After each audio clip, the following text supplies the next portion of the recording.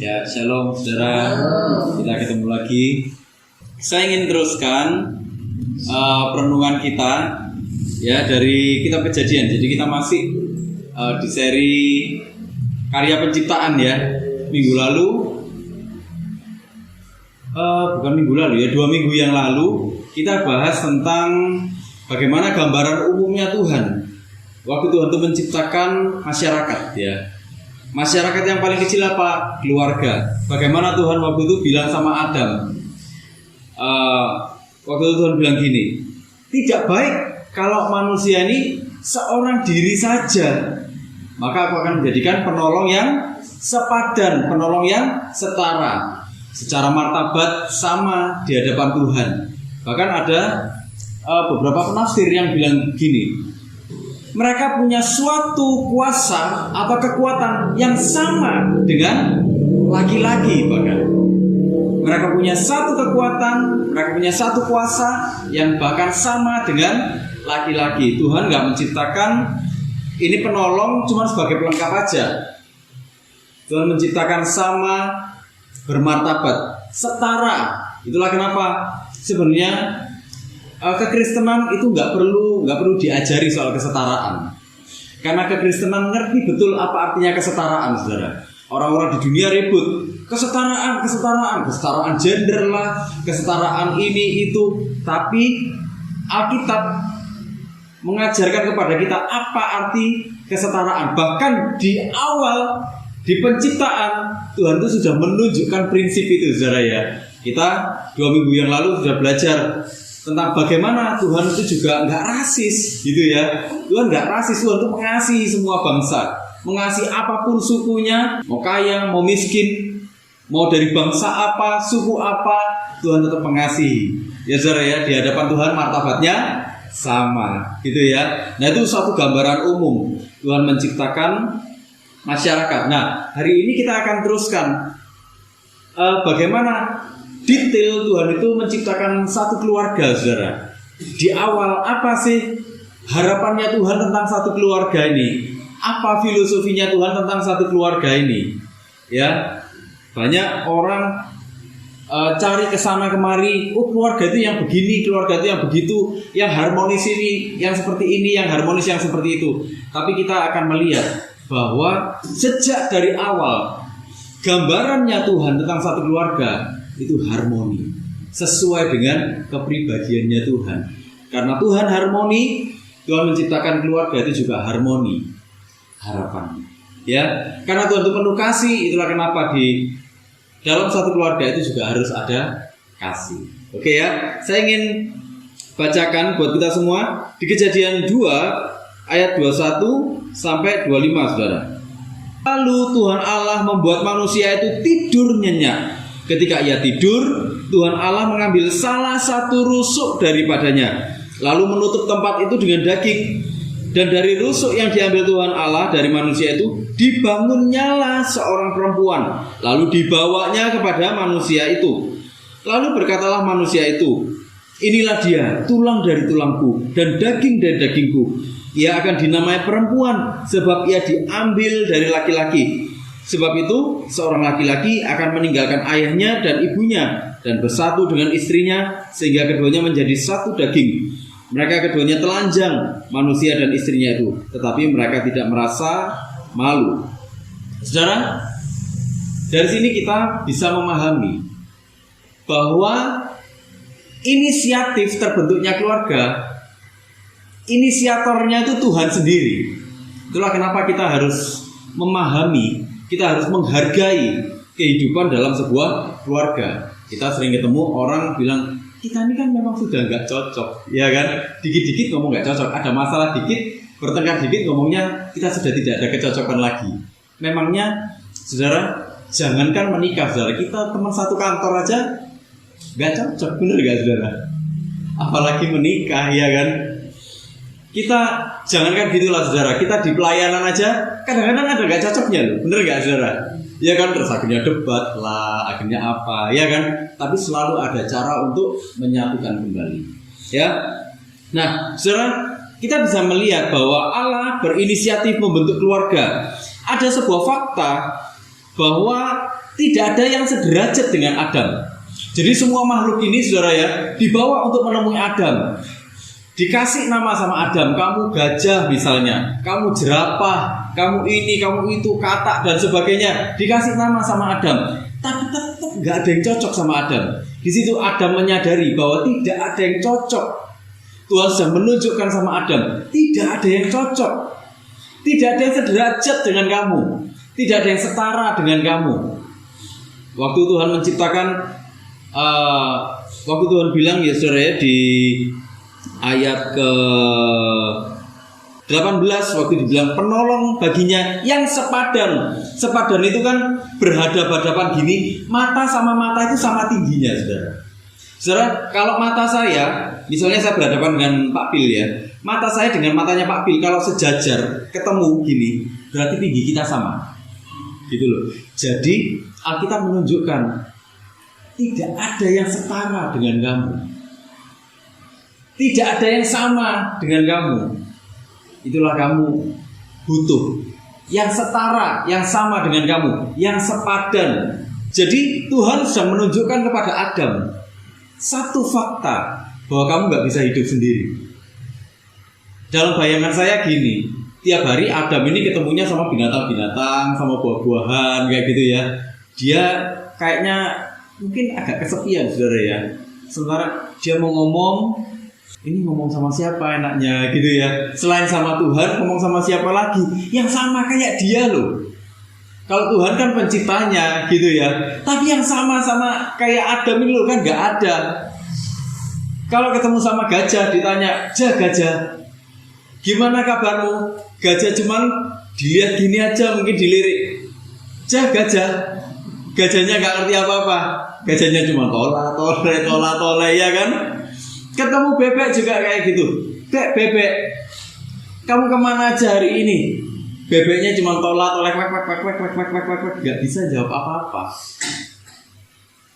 Gak ada yang bisa jadi satu tempat untuk ayo kita bersama-sama yuk, gitu loh. Berdiskusi bersama-sama, melakukan segala sesuatu bersama-sama.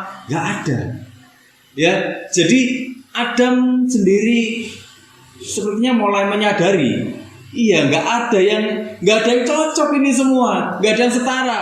Tuhan menunjukkan fakta itu kepada Adam. Jadi kamu hidup sendiri itu nggak baik memang. Ya, satu-satunya ungkapan tidak baik yang diucapkan sama Tuhan dalam proses penciptaan cuman ini. Tidak baik kalau manusia itu seorang diri saja, nggak baik gitu. Nah, sementara yang lainnya baik gitu ya.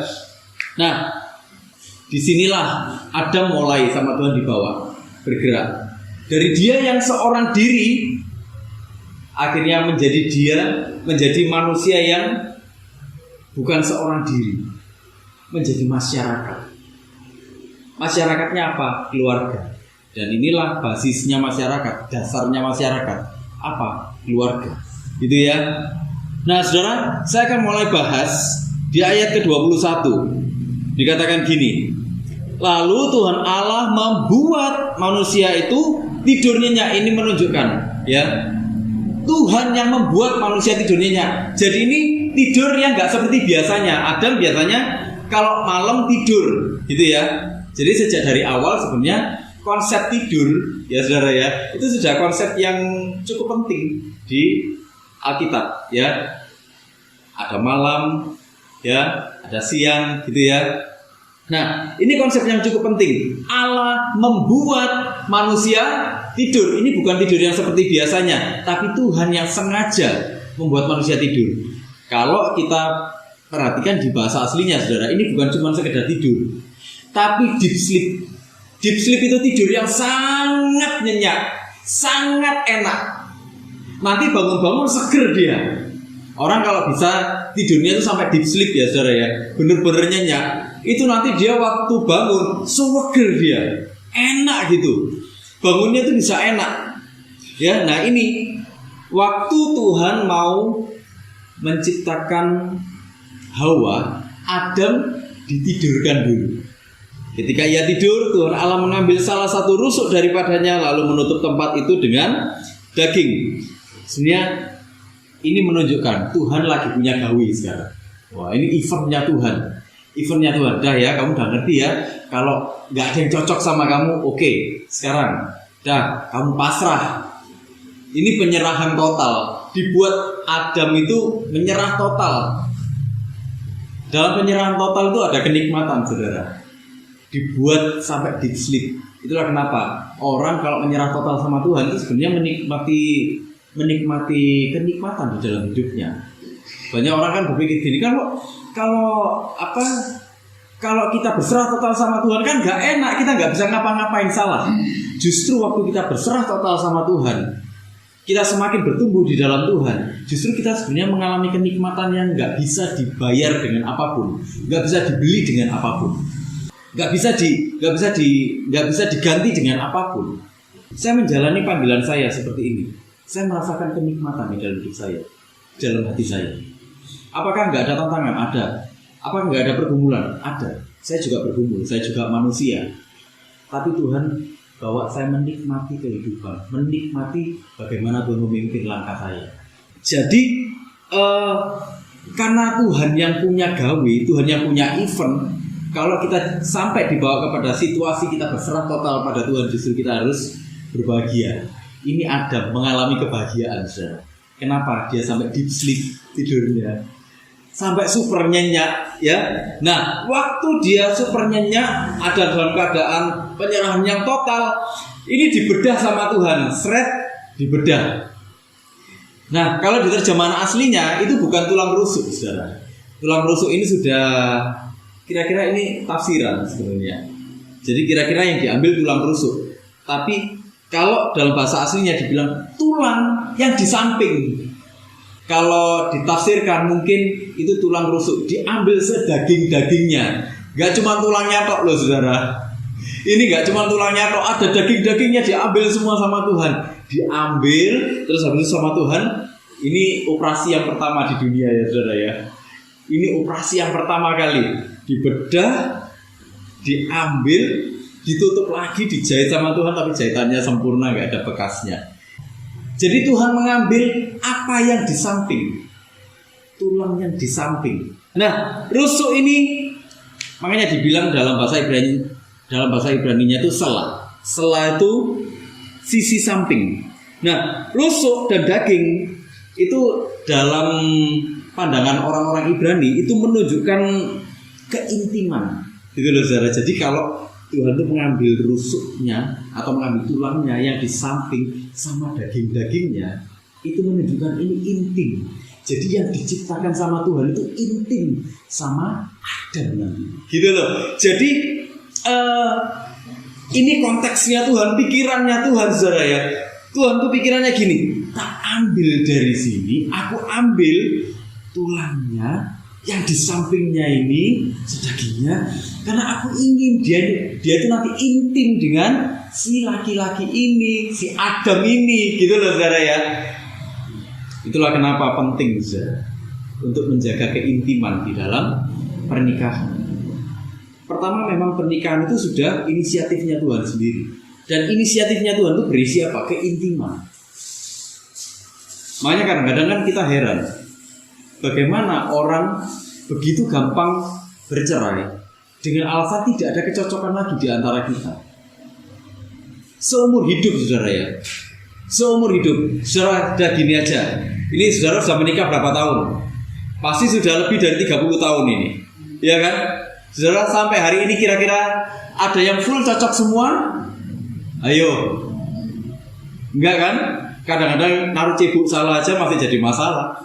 Iya kan?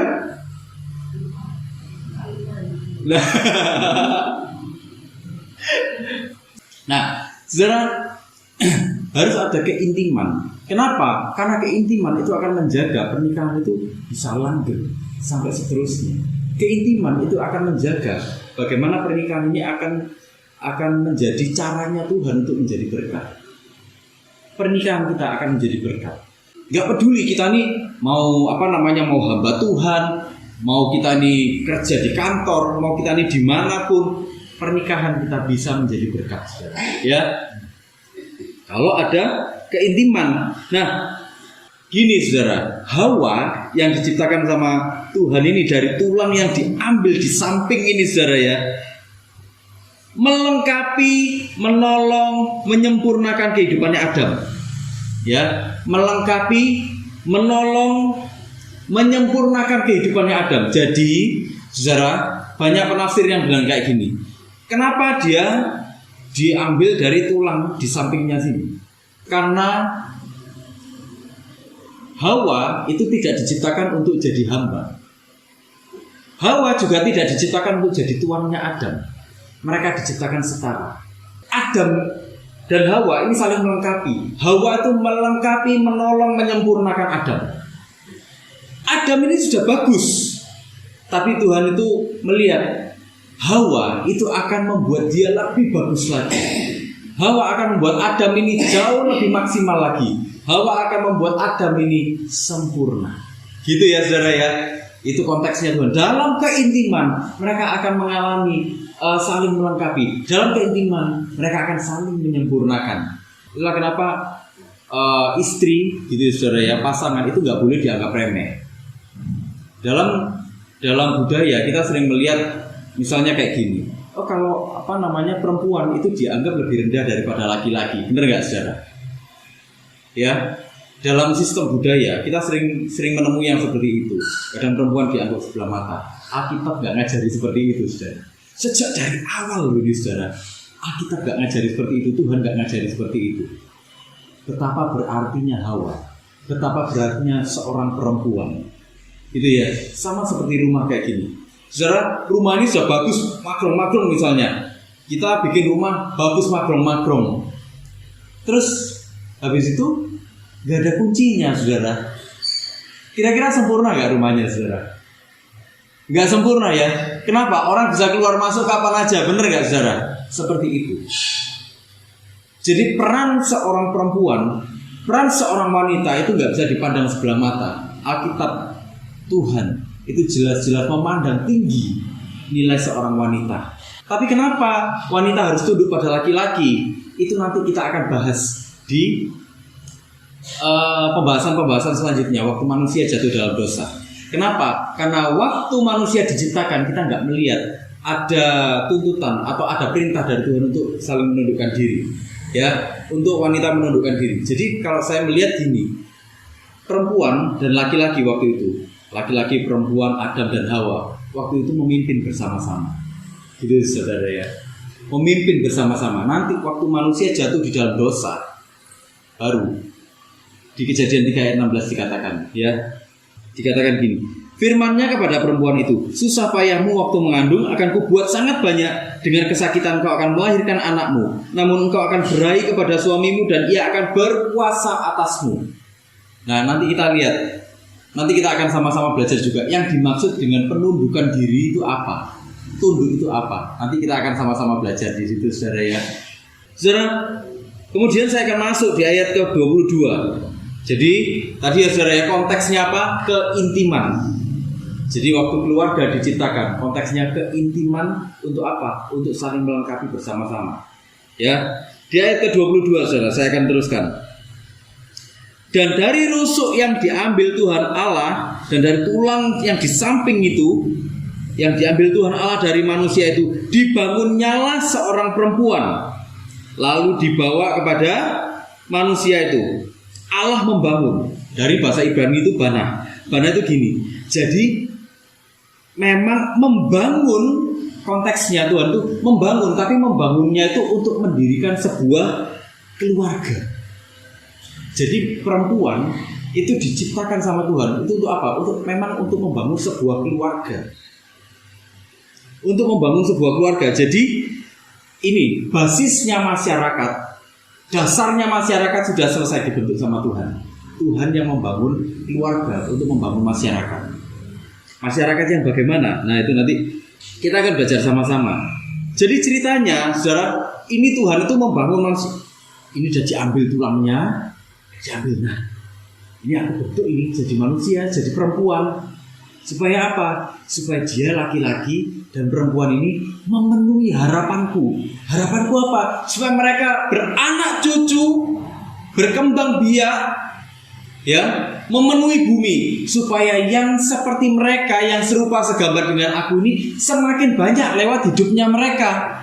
Supaya bumi ini penuh dengan orang-orang yang serupa segambar dengan Tuhan, sama seperti mereka serupa dan segambar dengan aku.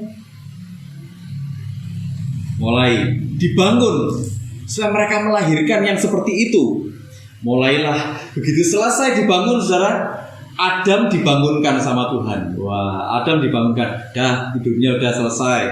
Udah enak-enak kan? Adam mulai bangun, ya. Adam mulai bangun, mungkin dia mulai wah, gitu dia lihat bangun-bangun. Dilihat di depannya ada perempuan cantik. Dibawalah ini si Hawa ini, saudara, dibawalah sama Tuhan. Kayak seorang bapak menuntun anaknya perempuan pergi ke altar, ketemu sama mempelai laki-lakinya. Di altar seperti seorang bapak menunggu anaknya laki-laki. Nak, kamu sekarang menikah, nak. Jadi seperti itu kira-kira, saudara. Saudara, kalau kita datang ke pemberkatan pernikahan, saudara, ya, kurang lebih mungkin seperti itu. Jadi Tuhan ini membawa Hawa digandeng, saudara, ya. Ini ayo Hawa ketemu sama suamimu. Sementara sama Adam, habis ini kamu ketemu sama istrimu. Wah, jadi ceritanya kayak gitu. Itu pernikahan yang paling agung. Kenapa? Waktu itu belum ada dosa, saudara. Jadi Tuhan itu sampai seperti itu. Artinya, waktu Tuhan membangun laki-laki dan perempuan, tujuannya jelas. Manusia ini harus membangun masyarakat. Masyarakat yang seperti apa yang dibangun? Itu ya, saudara, ya. Masyarakat seperti apa yang dibangun? Jadi kita manusia itu enggak cuma sekedar menikah, punya anak, selesai. Enggak. Kita punya tanggung jawab seumur hidup, saudara. Tanggung jawab seumur hidupnya dari mana? Minimal dimulai dari keluarga kita. Menanamkan nilai-nilai yang sesuai dengan kerajaan Allah, budaya kerajaan Allah, nilai-nilai kerajaan Allah. Itu yang ditularkan kepada anak, kepada cucu, kepada menantu kita. Supaya apa? Supaya yang serupa segambar dengan Tuhan semakin banyak jumlahnya. Dan bumi dipenuhi dengan kemuliaan Tuhan. Kemudian di ayat 23 dibilang gini, lalu berkatalah manusia itu, inilah dia, ya, tulang dari tulangku dan daging dari dagingku. Ia akan dinamai perempuan sebab ia diambil dari laki-laki. Tulang dari tulangku, daging dari dagingku. Adam menyadari cara menciptakannya lain ini diambil dari aku. Makanya dia bilang, inilah tulang dari tulangku, jadi daging dari dagingku. Dia bilang, Adam lagi bilang gini, ini sari-sari hidupku. Wah, gitu loh, saudara. Jadi Adam ini romantis sekali, saudara, ya. Kata-katanya mendalam sekali. Dia bilang, pasanganku ini, ya, pasanganku ini, inilah sari-sari hidupku. Ya, saudara, kalau sari-sari itu apa? Kalau sari-sari itu kan semua yang terbaik kan, saudara. Bener nggak? Kalau kita ngambil kaldu misalnya, kalau kita ngambil kaldu, itu kan sari-sarinya cuma inti-intinya kan, saudara. Cuma inti-intinya yang terbaik semua kan. Ya kan? Yang benar-benar dia bernilai. Kalau kita ngambil sari buah juga kayak gitu kan, saudara. Sari buah itu apa? Sari-sarinya yang diambil. Isinya, benar ya? Isi-isinya yang benar-benar bermanfaat, yang benar-benar bernilai. Seperti itu Adam menilai Hawa. Dan memang seperti itu seharusnya seorang laki-laki menilai seorang perempuan, seorang suami menilai seorang istri. Kamulah tulang dari tulangku, daging dari dagingku. Engkaulah yang sungguh-sungguh bernilai di dalam hidupku. Gak ada yang lain, cuma engkau yang bernilai di dalam hidupku. Tuhan yang utama. Tapi ini juga pasangan ini dia jadi hal yang sangat bernilai di dalam hidupnya. Kenapa? Karena Adam tahu ini dibawa sama Tuhan. Pernikahannya ini diinisiasi sama Tuhan. Hanya begini, saudara, waktu kita ada di dalam pernikahan hari ini, kita harus berpikir dulu, Tuhan terima kasih atas pernikahan ini. Tuhan, tapi pasanganku kadang-kadang bencet loh Tuhan, ya kan? Kadang-kadang apa, saudara? kadang-kadang kentutan. Misalnya kayak gitu. Ya saudara ya, apalagi yang kadang-kadang bikin bencek saudara. Ayo. Tapi tetap semuanya itu diinisiatori oleh Tuhan. Tuhan yang mempertemukan. Ya saudara ya, Tuhan yang mempertemukan. Itulah kenapa kita harus bilang sama pasangan kita, kamu itu tulang dari tulangku, daging dari dagingku. Wah, gitulah saudara ya. Engkau yang begitu bernilai, engkau yang begitu berarti. Gak ada yang lain. Aku gak akan ngelirik-ngelirik yang lain. Karena kalau kita sudah dipertemukan dan dipersatukan dalam pernikahan seperti ini, artinya ada tujuan Tuhan di dalam pernikahan kita. Apapun yang terjadi, sekalipun kita manusia itu ada lebih, ada kurangnya semua. Di dalam pernikahan semua pasti ada lebih kurangnya. Saya juga punya banyak kekurangan, saudara. Ya, saya juga punya banyak kekurangan. Tapi saya mau belajar bagaimana berubah. Saya mau belajar bagaimana menjalani hidup seperti yang Tuhan ingin. Yang terpenting itu bukan kurangnya, saudara.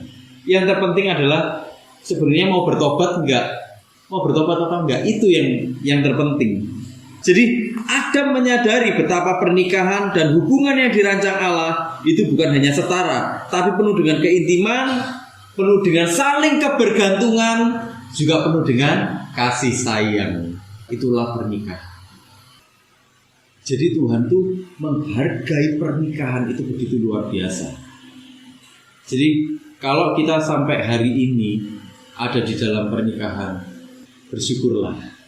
Kenapa? Karena artinya Tuhan itu mempercayakan sesuatu dalam hidup kita semuanya, saudara.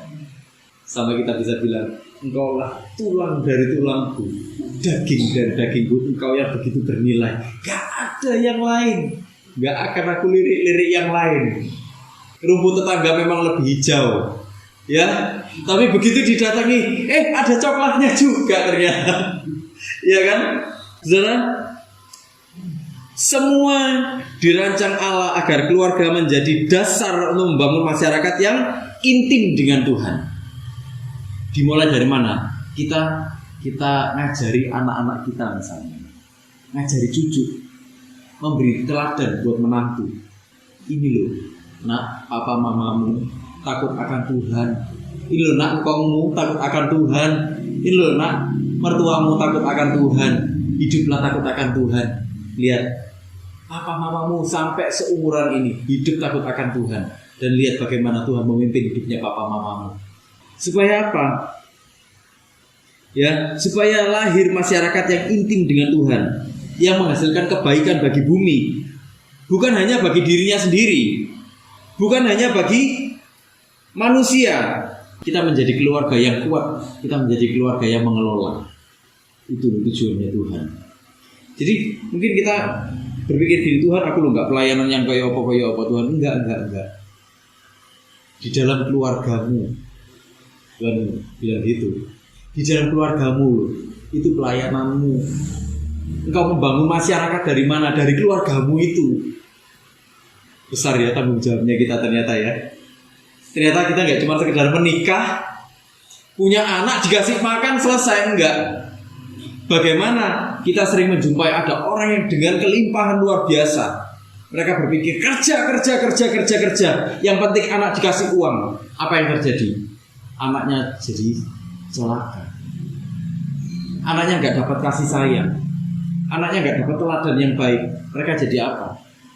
Mereka jadi kriminal. Mereka melakukan seks bebas. Mereka melakukan apa lagi? Narkoba. Dari mana? Karena mereka kurang kasih sayang. Mereka nggak melihat teladan dari orang tuanya. Kita harus ingat, saudara, waktu Tuhan mempercayakan keluarga, Tuhan sedang mempercayakan masyarakat sebenarnya. Gitu ya. Jadi nggak main-main loh, saudara, kalau kita berkeluarga ini. Tanggung jawabnya besar. Banyak orang kan berpikir pokoknya yang penting merit ya, menikah, pesta, wah, habis itu punya anak, kita bahagia. Enggak cuma seperti itu. Tuhan lagi ngomong gini, nah, engkau tuh sedang membangun masyarakat. Aku mempercayakan kepada masyarakat, nak. Bukan cuma 2 orang aja. Aku mempercayakan kepada masyarakat. Engkau akan menghasilkan masyarakat. Wah, gitu ya, saudara ya. Di Kejadian ayat 24 sampai 25 dibilang gini, saudara. Sebab itu seorang laki-laki akan meninggalkan ayahnya dan ibunya dan bersatu dengan istrinya, sehingga keduanya menjadi satu daging. Laki-laki dan perempuan waktu menikah, dia menyatukan hati, pikiran, kebiasaan. Semuanya itu personal. Kenapa? Karena manusia itu makhluk yang bebas. Ya saudara ya, diberi kebebasan. Tapi semuanya tetap harus ada dalam track kebenaran firman Tuhan. Untuk apa? Meneruskan budaya kerajaan Allah itu, meneruskan nilai kerajaan Allah. Sekali lagi, tujuannya Tuhan itu apa? Nah, aku mempercayakan kepada masyarakat, nak. Saudara, kalau kita dipercayakan yang seperti itu, kira-kira besar nggak tanggung jawab kita, saudara? Besar ya. Ternyata nggak main-main ya, saudara ya. Ternyata kita ini melayani setiap hari. Ternyata semenjak pernikahan itu dimulai, bahkan kita sudah mulai melayani, membangun masyarakat. Woi, keren ya saudara ya. Kalau ada di antara kita mulai anak ya istilahnya itu sirip-sirap gitu ya saudara ya, mulai pacaran, di situ kita mulai masuk dengan nilai-nilai. Nah, Tuhan tuh maunya begini loh, nah, dengan pernikahan. Iya kan? Ada diskusi. Nah, Tuhan tuh maunya dengan pernikahan tuh kayak gini. Kamu seperti ini, kamu yang seperti ini. Maksudnya Tuhan tuh seperti ini. Ya itu diajarkan yang seperti itu. Saudara, saya ingin katakan gini, saudara. Saya ingin tutup dengan satu kesimpulan bahwa keluarga itu adalah prototipe gereja sekaligus masyarakat. Bagaimana keadaan masyarakat? Itu akan ditentukan oleh keadaan keluarga. Apakah keluarga yang ada itu berantakan? Apakah keluarga yang ada itu tanpa nilai?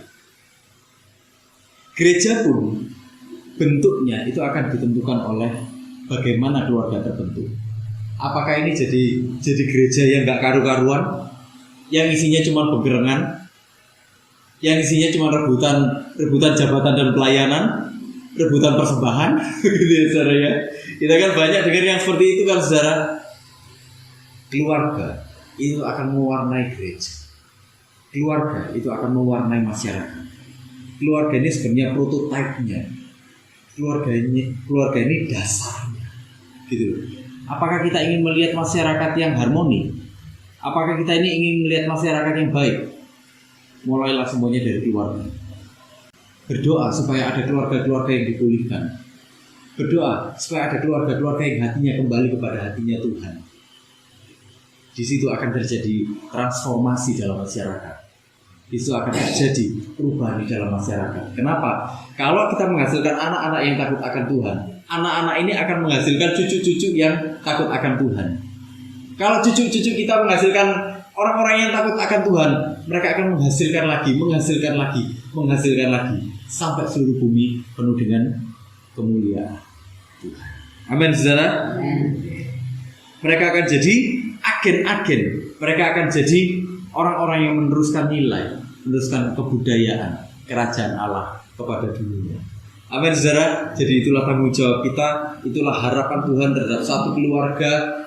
Saudara, saya berharap, saya berdoa supaya semua keluarga kita di sini, saudara, menjadi keluarga yang menjawab panggilan Tuhan, menjadi keluarga yang menyalurkan berkat, yang menyalurkan kasih Allah, yang menyalurkan nilai-nilai, dan yang membangun masyarakat di seluruh kita. Amin, saudara.